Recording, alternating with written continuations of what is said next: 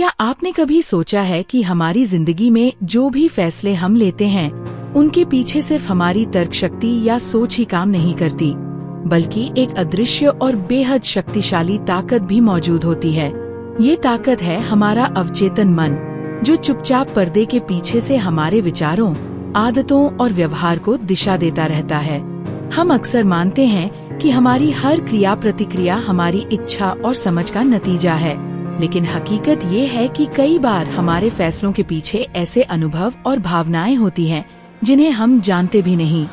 महान मनोविश्लेषक Sigmund Freud ने अपनी गहन खोज में पाया कि जुबान का फिसलना, किसी का नाम भूल जाना, कोई चीज गुम हो जाना, यहाँ तक कि सपनों में आने वाले अजीब चित्र, ये सब हमारे अवचेतन की तरफ से भेजे गए संकेत होते हैं। मान लीजिए आप मीटिंग में कहते हैं this project is on track, लेकिन अचानक जुबान फिसलकर ऑफ ट्रैक कह देती है।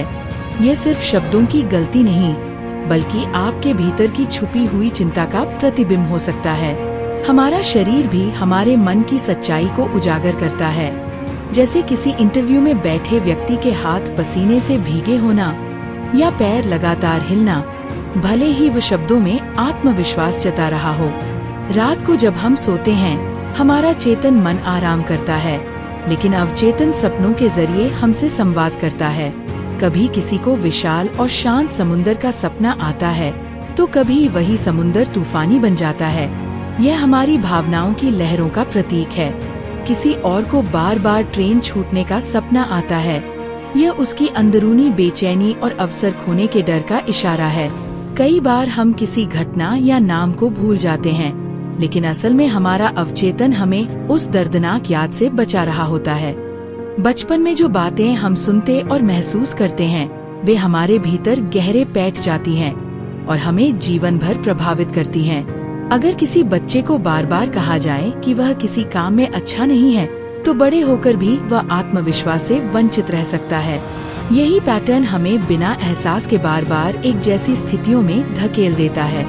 फ्रायड का कहना था कि इन संकेतों को समझना खुद को समझने की सबसे बड़ी कुंजी है।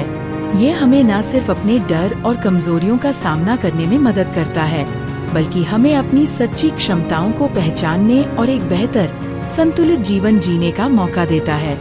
क्या आपने कभी महसूस किया है कि कुछ पैटर्न आपकी जिंदगी में बार बार दोहराए जाते हैं? जैसे आप चाहे जितना बदलने की कोशिश करें, फिर भी आप उन्हीं तरह के लोगों, रिश्तों या परिस्थितियों में लौट आते हैं।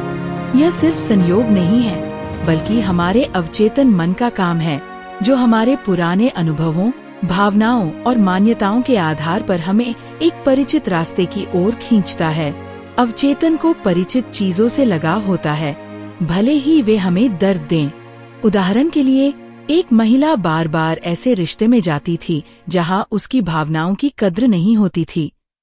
बाद में उसने पाया कि उसके बचपन में उसके पिता का रवैया भी ऐसा ही था, भावनात्मक दूरी और उपेक्षा। अवचेतन ने इसे सामान्य मान लिया और वह बार बार उसी तरह के संबंध चुनती रही। सपने इन छिपे हुए पैटर्न को उजागर करने का एक अनोखा माध्यम है। अगर आप बार बार एक ही तरह के सपने देखते हैं, तो यह आपके अवचेतन का तरीका है आपको कुछ महत्वपूर्ण बताने का। बार बार गिरने का सपना आपके जीवन में नियंत्रण खोने के डर को दर्शा सकता है। वहीं उड़ने का सपना सीमाओं को तोड़ने और आजादी पाने की आपकी गहरी इच्छा का प्रतीक हो सकता है। फ्रायड ने कहा था कि अगर आप अपने सपनों को समझना चाहते हैं, तो उन्हें लिखने की आदत डालें। जैसे ही आप जागें, अपने सपनों को विस्तार से नोट करें, क्योंकि वे बहुत जल्दी धुंधले हो जाते हैं और ये डायरी आपके अवचेतन की खिड़की बन सकती है। अवचेतन की ताकत सिर्फ हमारे विचारों और भावनाओं तक सीमित नहीं है, यह हमारे शरीर को भी प्रभावित कर सकती है। साइकोसोमैटिक इफेक्ट इसका उदाहरण है, जब मानसिक तनाव शारीरिक लक्षणों में बदल जाता है। उदाहरण के लिए, एक व्यक्ति को हर बार बड़ी मीटिंग से पहले सिरदर्द होता था। जांच में कोई शारीरिक समस्या नहीं मिली, लेकिन गहराई से देखने पर पता चला कि उसके बॉस के साथ जुड़े नकारात्मक अनुभव उसके अवचेतन में तनाव के रूप में जमा हो गए थे और ये सिरदर्द उसी का परिणाम था। अवचेतन को बदलना आसान नहीं, लेकिन संभव है। पहला कदम है इसके संकेतों को पहचानना। आपकी आदतें, आपकी बॉडी लैंग्वेज और भावनात्मक प्रतिक्रियाएं सब कुछ आपको सुराग देते हैं। उदाहरण के लिए, एक व्यक्ति हर काम को आखिरी समय पर करता था। उसे लगता था कि यह उसकी आलसी आदत है, लेकिन आत्मविश्लेषण के बाद पता चला कि बचपन में जब वह कोई काम जल्दी करता था तो उसके माता पिता उसकी मेहनत को अनदेखा कर देते थे।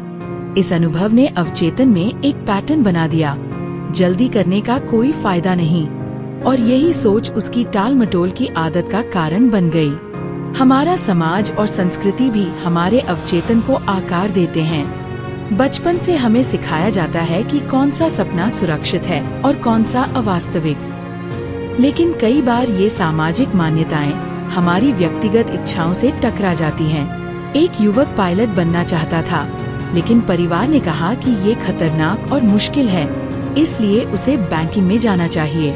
उसने परिवार की बात मानी, लेकिन हर बार जब वह आसमान में उड़ते जहाज को देखता तो उसकी आंखों में एक अधूरा सपना चमक उठता। यह दबाई हुई इच्छा थी जो उसे भीतर से लगातार खींच रही थी। फ्रायड का मानना था कि इन दबाई हुई इच्छाओं को पहचानना और उन्हें सकारात्मक तरीके से व्यक्त करना मानसिक सेहत के लिए बेहद जरूरी है। अगर इन्हें लगातार दबाया जाए तो ये तनाव, डर या बीमारी के रूप में बाहर आ सकती हैं। इसका मतलब यह नहीं कि हर इच्छा तुरंत पूरी की जाए, बल्कि ये कि उन्हें स्वीकार कर उनके साथ स्वस्थ तरीके से निपटा जाए। अवचेतन हमें हमारी सीमाओं से आगे भी ले जा सकता है, बशर्ते हम इसे सही तरीके से प्रोग्राम करें। विजुअलाइजेशन और अफर्मेशन इसी सिद्धांत पर काम करते हैं। जब हम किसी चीज की स्पष्ट कल्पना बार बार करते हैं और उस पर विश्वास रखते हैं, तो अवचेतन हमारे लिए अवसर और रास्ते बनाने लगता है। लेकिन ये तभी संभव है जब हम इसे सच्चे मन और निरंतरता से अपनाएं। आखिरकार, अपने अवचेतन के साथ जुड़ना अपने भीतर के सबसे गहरे और सच्चे दोस्त से मिलने जैसा है। यह दोस्त हमें बचाता भी है, सच भी दिखाता है और हमें हमारी असली क्षमता तक पहुंचने की चुनौती देता है। जब हम इसकी भाषा समझ लेते हैं तो हम अपने डर पर काबू पा सकते हैं, अपनी असली ताकत पहचान सकते हैं और एक संतुलित, खुशहाल जीवन जी सकते हैं। यह यात्रा हमें खुद को पूरी तरह स्वीकारना सिखाती है, हमारी अच्छाइयों, कमजोरियों और अपूर्णताओं के साथ। धन्यवाद साथ बने रहने के लिए। लाइक करें, शेयर करें, सब्सक्राइब करें।